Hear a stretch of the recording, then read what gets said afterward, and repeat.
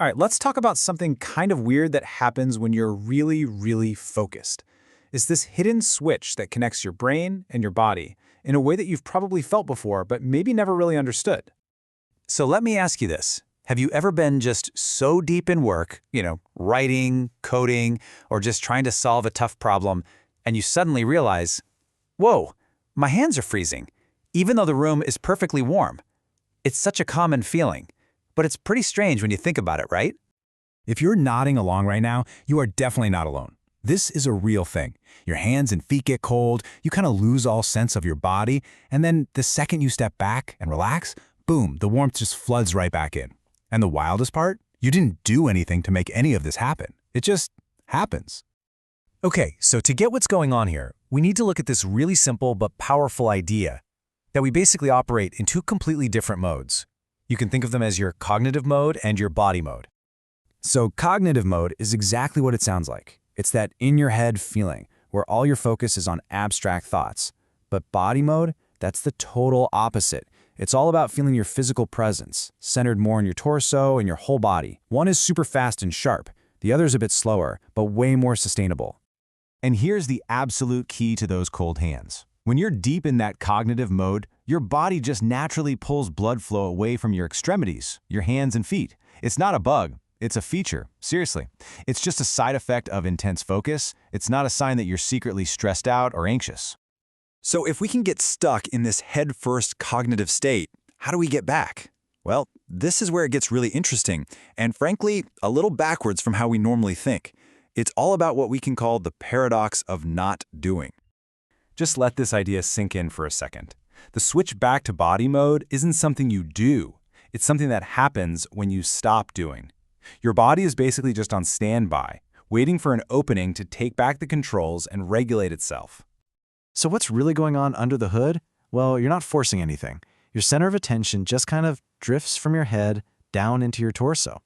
That nonstop stream of thoughts takes a little pause, and that part of your brain that's always on high alert, it just disengages.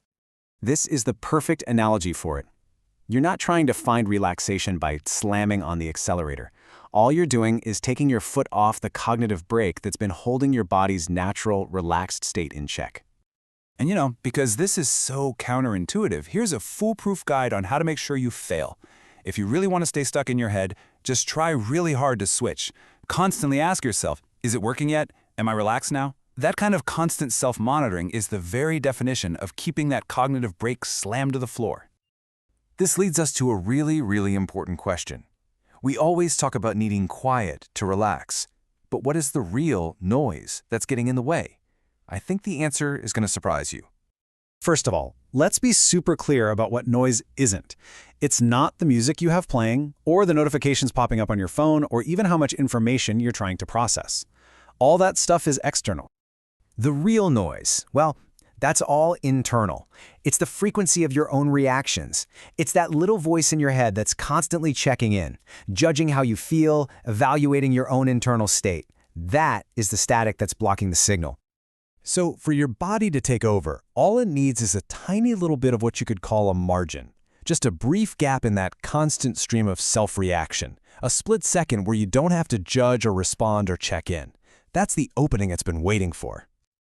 Once you really get this, it completely reframes how you should think about getting into a flow state. It's not about achieving some single, perfect state. It's about something way more dynamic. See, there are really two types of flow. You've got that cognitive flow. It's fast, it's sharp, it's abstract. But then you also have body flow, which is slower, more sustainable, and way more grounded. Neither one is better. They're just different tools for different kinds of tasks. And this right here is the real superpower. It isn't about becoming a master of cognitive flow. The most valuable skill is developing the ability to fluidly shift between these two modes whenever you need to. This changes the whole game. Flow is no longer this mystical state you just hope you can fall into. It becomes a set of gears that you can actually learn to shift. You can go into high gear for that intense brain work, and then you can intentionally downshift into body mode to recover and keep yourself going. So when you boil it all down, the main takeaway is this.